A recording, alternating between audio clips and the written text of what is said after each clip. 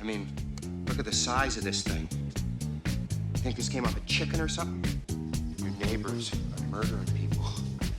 They're chopping them up. They're burying them in their backyard.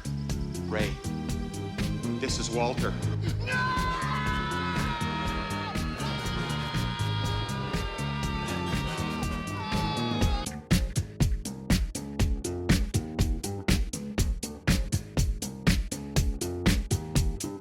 Hello everybody, welcome back to the Flix Files. My name's Roger. Yes, it is me.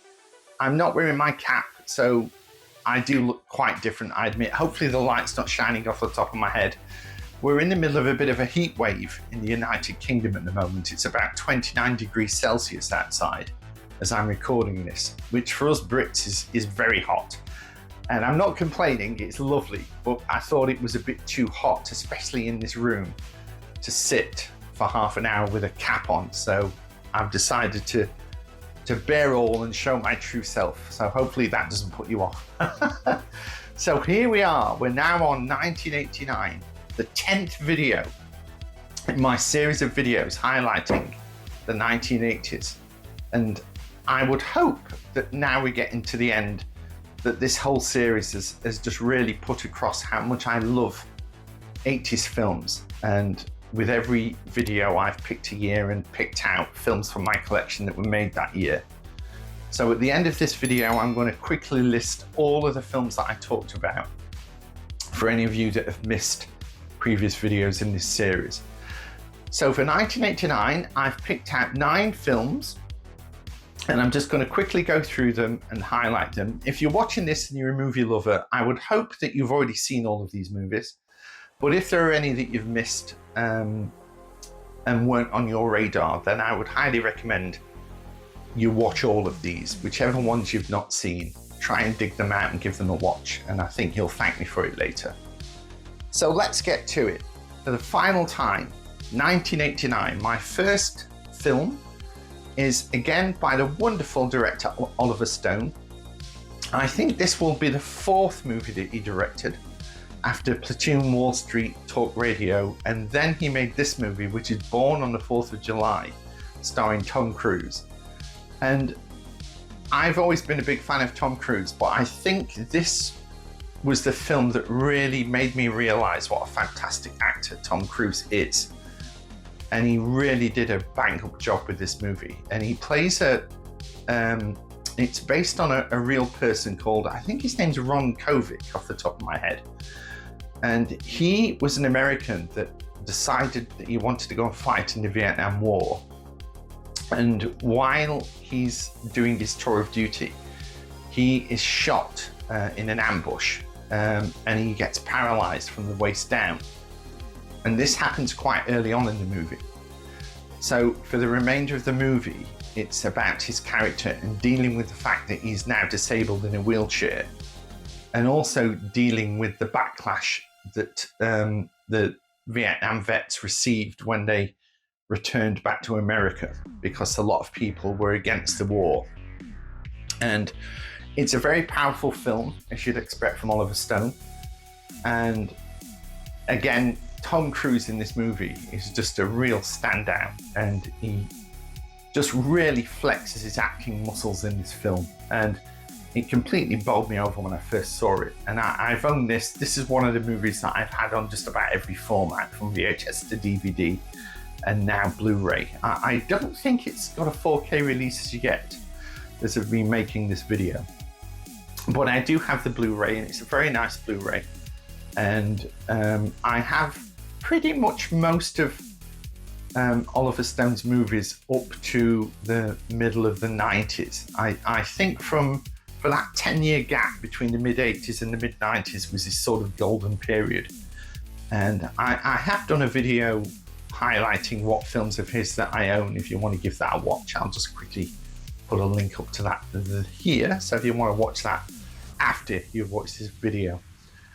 Yeah, but a great film, Born on the 4th of July. And I think it's a great start to the year 1989.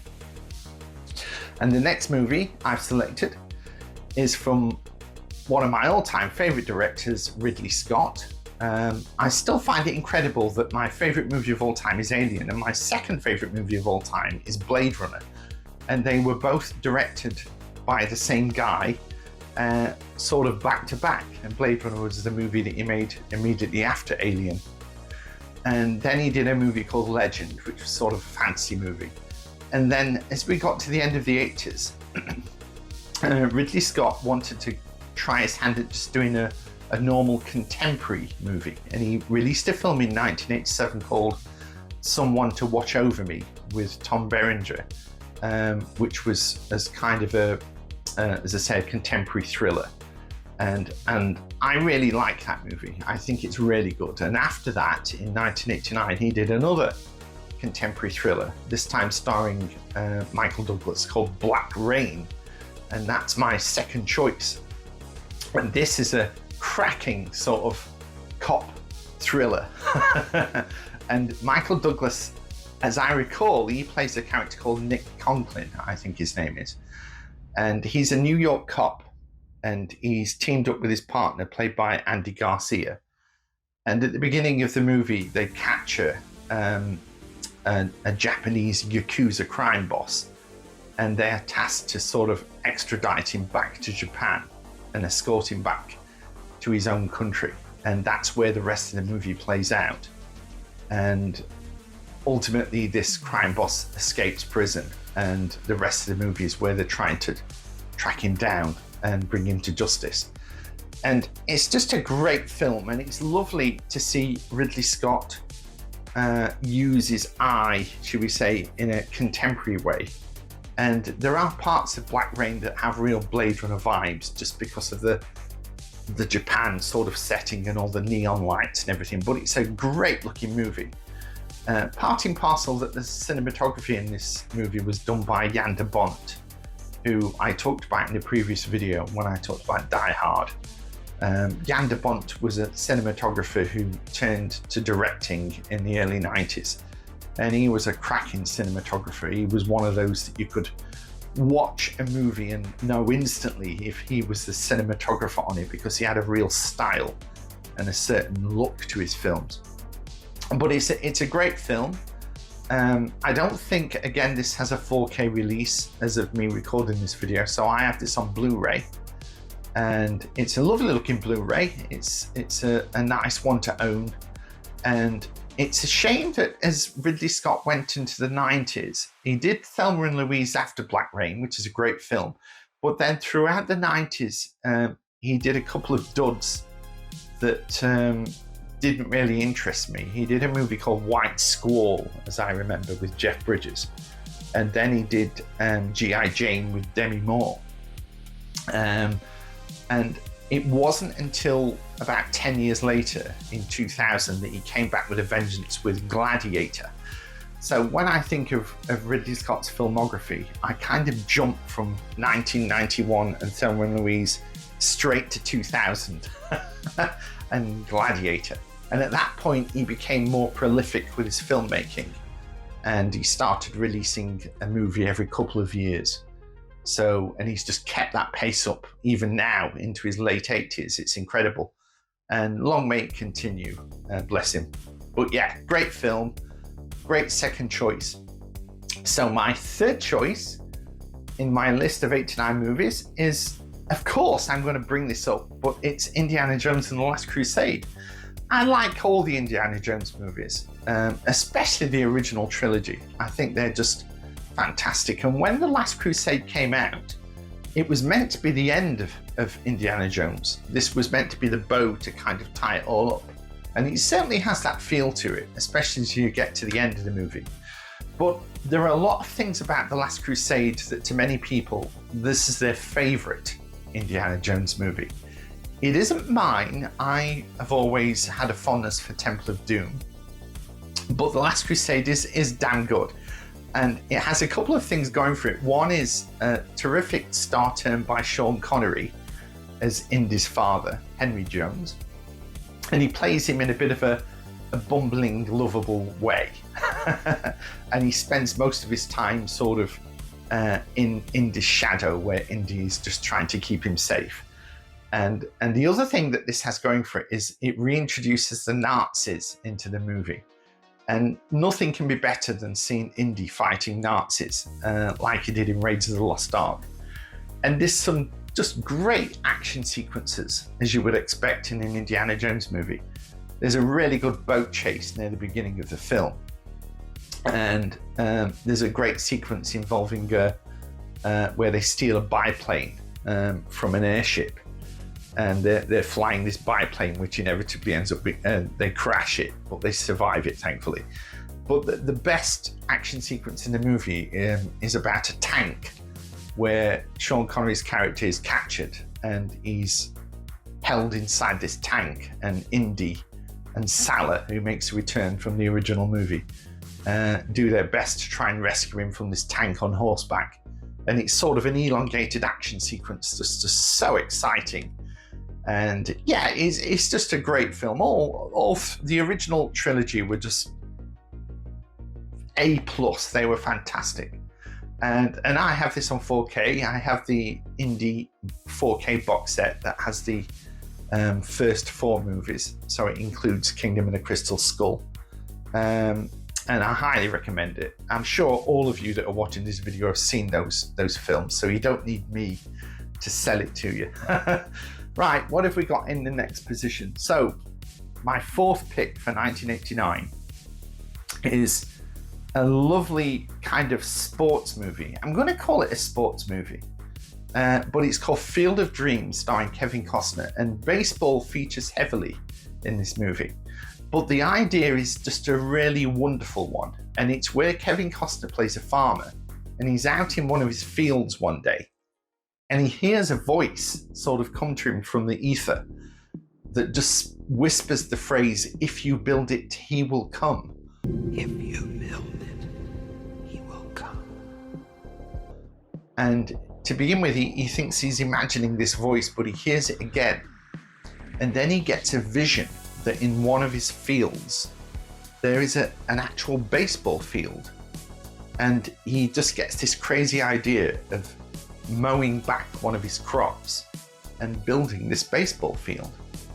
And I don't want to get into the story too much if you haven't seen this movie, but it just plays out wonderfully, and it's a really sweet, feel-good movie. Unfortunately, it does have an impact on me now as I watch it as an older person, because I always found the ending really sweet, and it always gave me a little lump in my throat. And it's an ending involving the father of Kevin Costner's character. And since my own father passed away in 2005, when I watch this movie, the ending really hits hard to the point that I always end up shedding a tear, which is really sad. But that's the effect this movie has on me. So I know that whenever I think I want to watch Field of Dreams, I'm going to be in for a rough ride as we get to the end of the film, but in a lovely way, not in a very, very sad way. It's just a very nice film, directed by Phil Alden Robinson, I think his name is. And I do have this on 4K.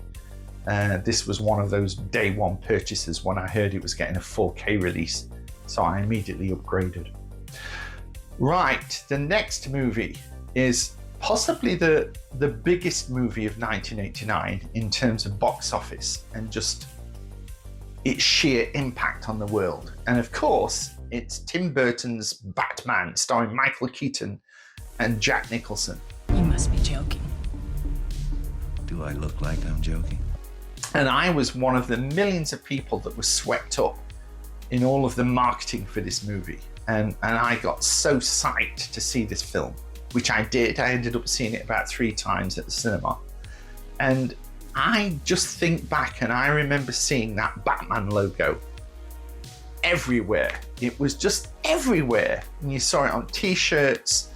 The Prince soundtrack album was released and it was there in the record shops. And I bought a couple of books associated with Batman. I ended up buying the novelization, as I did a lot back then, so I could read the book before I saw the movie and work out the story. I've got a sort of making of glossy book about the making of Batman, and I even bought the comic adaptation of the movie, which I've still got in pristine condition. I really looked after that, which I'm pleased about because it's a lovely little comic. But yeah, I just got swept up in all the marketing for this movie, and I loved it. I remember being one of those people that when they announced that Michael Keaton was going to play Batman, I can remember thinking, what? But Michael Keaton, he was the guy that played Beetlejuice. And you couldn't imagine the guy who played Beetlejuice being Batman. But testament to how good Michael Keaton is, he pulled it off and he did it really, really well. And he was a really good Bruce Wayne.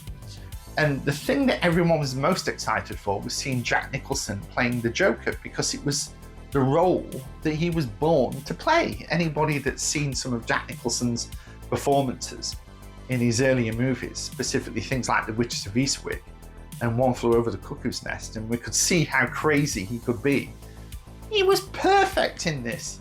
I often wonder why they bothered giving him that cosmetics false smile. He didn't really need that. They could have just whitened his face and greened his hair, and that would have been enough, and just let his acting shine through. But it's a great film, and it has some terrific production design on Gotham City by I think it was a British production designer who's since passed away, called Anton Furst. And yeah, so it has a very unique look to it, and I love it. I think it's great, and I have it on 4K.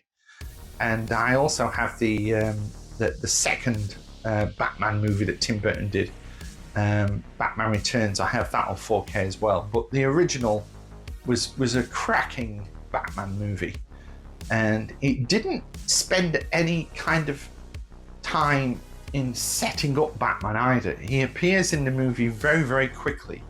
There's no long build up to it, much like there was with Christopher Nolan's Batman Begins. But yeah, it's a great film, and I've always liked that Batman. I like Batman anyway. He's my favourite superhero.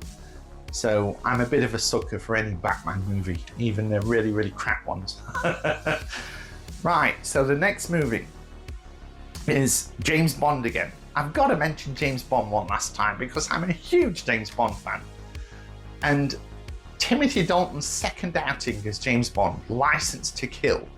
And I read, and this is actually true, that adjusted for inflation, License to Kill is the lowest grossing Bond movie out of all of them, which I find it hard to believe because I think it's a cracking Bond film. And when Timothy Dalton did The Living Daylights a few years beforehand, which by the way is my favourite Bond movie, one of the things he did was he went back to roots with that character and made him more hard-edged and cut back on the humour. And what they did with License to Kill is they took that hard-edgedness even further and actually raised the violence level a little bit, which inevitably gave the movie a 15 certificate, which was the first Bond movie to ever have that rating from the classifications board. So it was a lot more hard-edged, and I think it's just a great movie for doing that. And it's mostly set in and around Mexico, and it's to do with James Bond trying to bring down this big drug baron, Sanchez, and it played by Robert Davi. And it's just great. I think it's a fantastic Bond movie that has some really great action sequences. And what I like about it is at the end of this movie, James Bond is beaten up. He looks like he's been through the ringer, which is how you would expect James Bond to look at the end of any Bond movie, with everything that he has to go through with every mission. And yeah, it's just a nice kind of end to that run of James Bond, because from 1962 with Dr. No to 1989 with License to Kill, they kind of released a Bond movie every couple of years, and they did that throughout that whole period. And after License to Kill, there was like a 6-year gap before Pierce Brosnan came back with GoldenEye. And in my mind, just how I work, I always see that original run as that's the James Bond run for me. So James Bond kind of ended with License to Kill. And then the movies that came after that with Pierce Brosnan and Daniel Craig, yes, it's James Bond, but in my heart, they're not my James Bond movies. Does that make sense? I still have all the other Bond movies, and I think they're great, but I always find it difficult when I do a Bondathon, which I've only done recently, by the way, to keep going after I've watched License to Kill, to then get into the Pierce Brosnan ones and ultimately Daniel Craig. But yeah, that's just me. I'm weird. But yeah, License to Kill, I've always enjoyed it, and I have the making of book of that as well as the novelization, much like Batman. And as I say, I was very excited to see this when it first came out, and it didn't disappoint. I thought it was great. Right, so the next movie is a movie by the filmmaker Spike Lee, and this is Do the Right Thing, and this was the first Spike Lee movie that I ever saw. Doctor, Come on, what? always do the right thing. That's it? That's it. I got it. I'm gone. And I just loved it. Well, what more can I say? It's set during the course of, I think, one day in a suburb in Harlem, I think it is, during a heat wave. And it's just about the racial tensions that boil up in this small area, a couple of blocks. And Danny Aiello plays a pizza store owner. And it's to do with the bubbling racial tensions between the Italians that are living there and the African Americans that are living there, and just how it boils over on this really hot day during this heat wave. And I've always liked Do the Right Thing. And as a white Englishman living in the middle of England that grew up in England, it's a world away from the world that I know. But I think that's one of the reasons that I love it so much. Because it is a movie made by black people for black people, but I really enjoy it. I love it as a film, so much so that I have it on 4K. I actually bought the 4K steelbook of this movie, and I'm really glad I did, because at that point I hadn't got it on physical media, so it wasn't an upgrade. And I hadn't watched it for a number of years, and when I watched it again, I just fell in love with it even more. And I have a couple of other Spike Lee movies, Malcolm X I have, and Inside Man, because I'm a big Denzel Washington fan. So I had to have those two. But yeah, Do the Right Thing is a great film. It was the last movie he made in the 80s. I think his very first movie was only made in 1988, I want to say. And this is 1989. But it has a very 80s feel to it, which is another reason I really, really like it. But yeah, great film. So the next movie, gosh, we're going through these really, really quickly, is my favorite movie of 1989. And I'm sure if you know this year and you know the movies released in this year, you're gonna know what I'm gonna say this movie is. But it's The Abyss, directed by James Cameron. Now, at this point, James Cameron had done two movies that I loved, and I still do, which was The Terminator and, of course, Aliens, the sequel to Alien. And both those movies totally blew me away when I first saw them. And I've loved them to death all these years, watched them countless times. And I can remember during 1988 reading in movie magazines about how he was busy making an underwater science fiction movie called The Abyss. And it just intrigued me to think, oh God, what's that going to be about? And of course, I had to buy the book. I had to read the novel before I saw the movie because I was interested to know what it was about. And much like with Aliens, the film that I pictured in my head didn't bear much resemblance to the film I eventually saw. I guess my mind at imagining what these things are like always does it in a smaller way. And when you see it on the big screen, it's like, oh yeah, I get it. I can see what you're trying to do. But The Abyss is just amazing. I really love The Abyss. And I've had The Abyss on again, multiple formats, because I had the original VHS release, and then much like what he did with Aliens, he released an extended cut of The Abyss that had a few extra sequences. One of the most famous ones is what they call the tidal wave sequence, and then there's a bit more interaction between Ed Harris's character and the ETs at the end of that film. And then I had the DVD special edition box set, and then I heard, and for the longest time The Abyss was sort of in licensing hell, so it never had a proper Blu-ray release, and it was one of the top films that movie lovers requested. They always wanted to have The Abyss re-released on physical media, along with James Cameron's other movie, True Lies. And eventually, just a few years ago, he granted us that wish, and we've got both of them now in 4K. But unfortunately for me, living in the United Kingdom, The Abyss was not released in the United Kingdom. And the reason for that was there's a scene in The Abyss where they immerse a rat into some liquid breathing fluid, which is like got concentrated oxygen in this fluid. And the idea is you can kind of inhale this into your lungs, but it would keep you alive because it's rich in oxygen. When it was released in the UK, the RSPCA took offense at this scene, and they wanted to remove that scene from its release, which they did.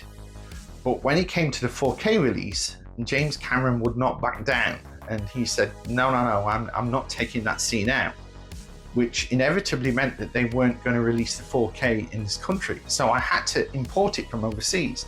So thankfully, I do now have The Abyss on 4K, and it's a cracking 4K. The quality of it is absolutely amazing. And luckily, it has different versions of the film, and it has got this extended version. And that is my preferred version, much like Aliens' extended version is. That's the version you should watch if you're going to watch this movie. And it's just a really great action science fiction movie set underwater that broke a lot of new ground when they made this movie. There's a really good documentary. I don't know if it's on YouTube, but it's definitely on the physical releases of this movie. But there's a documentary called Under Pressure, the making of The Abyss, and it shows you what they went through to make this movie and how they had this huge, I think it was a disused power plant that they re-engineered into a huge water tank that they filled with water so they could film all of the underwater sequences. And it's legendary as being one of the toughest shoots ever for a Hollywood movie. And I think all that hard work pays off in this film because it's still incredible looking. It's not aged at all. It's still a very, very modern movie. And it's a movie that I've always really enjoyed. So, of course, that's going to be my favorite film of 1989. And yeah, if you haven't got this on 4K and you are a movie collector, you really should pick this up. It's definitely worth your time because it's a really cracking release. Right, so my final choice for 1989, and also my final pick for this whole series of videos about the 1980s, is a comedy, and it's by the director Joe Dante. And I've done a couple of videos about Joe Dante on this channel. I did a video showing all the films that I have that he directed, and then I did a bit of a deep dive on the film he made directly after Gremlins, his 1984 hit. Which was a film called Explorers that I really, really like. But towards the end of the 80s, he did another sort of dark comedy called The Burbs, starring Tom Hanks. Right. I'm only trying to take a nap. I'm only laying here with my eyes closed trying to get goddamn sleep. And I really think this is a fun comedy. And the premise of it is just so delightful, where Tom Hanks lives in this little cul-de-sac and he's got a bit of a vacation from work. So he's got like 2 weeks vacation time. But he decides that he doesn't want to go away anywhere and he'd rather spend quality time at home with his wife, played by Carrie Fisher. And he explains that there's things around the house that he wants to do, and he just wants to chill out and just take it easy for 2 weeks. But what happens is new neighbours move in to a house in this cul-de-sac. And Tom Hanks and his neighbour, who's played by the actor Rick Ducommun, they start to think that something fishy is going on with these new neighbours because they're very secretive. And there's something about them that doesn't feel quite right, and they begin to suspect that they're murdering people in this house. And the movie is just about where this little neighborhood watch group sort of banded together to try and unravel the mystery of this weird family in this house. And it's just a great comedy that has some really, really funny moments in it. And again, the supporting cast, Carrie Fisher, Rick Ducommun, and they're just so funny in it. And also, the other actor in it is Bruce Dern, who plays a kind of an aged veteran who's a stoic American, and he raises the American flag on his lawn every day and salutes it. And he's kind of approaches the mystery of these new neighbors. He treats it as like a secret mission. And it just works really, really well. And it's a film that I've always enjoyed. It has some really funny homages in it to sort of spaghetti westerns as well. And Joe Dante really shows off his visual flair in this movie. And you can see that they all had a great time making it. And this is a release that I have by Arrow, who I've said many, many times that they always do terrific releases on physical media. With tons of extras, and this is definitely one of those. It's just a great movie. So, a sad moment because I've enjoyed doing these so much, but there we are. That is my case for how great the 1980s were for movies. So I'm now going to just bring up the entire list of films that I have covered in the last 10 videos. For any of you that missed a previous video, you can maybe look at this list, and if you think, let's see what you had to say about that, you can go back and check out that particular video. Looking at the view count, it's interesting. I think of the ones that I did, the year that seemed to attract the most attention was 1983 for some reason. So maybe that particular year just appealed to more people than other years. I don't know, but I did see how that stood out, that had more views, that particular video. But there we go. Thank you so much for watching this video, and if you have watched every video in this series, then thank you again. It does mean a lot, and you can always give me a thumbs up if you enjoy any of my videos, and if you haven't already, you could think about subscribing because it would really help me out, and it doesn't cost anything as long as you have a YouTube account and they're free. It would really help. I am now going to go back to doing my little deep dives for a while now. I already have a movie in mind that I want to do a deep dive on. Well, I have a few actually, but I know what my next one is going to be. So I'm kind of going back to what I used to do. So if there's subscribers that have been waiting for that, then you haven't got to wait much longer.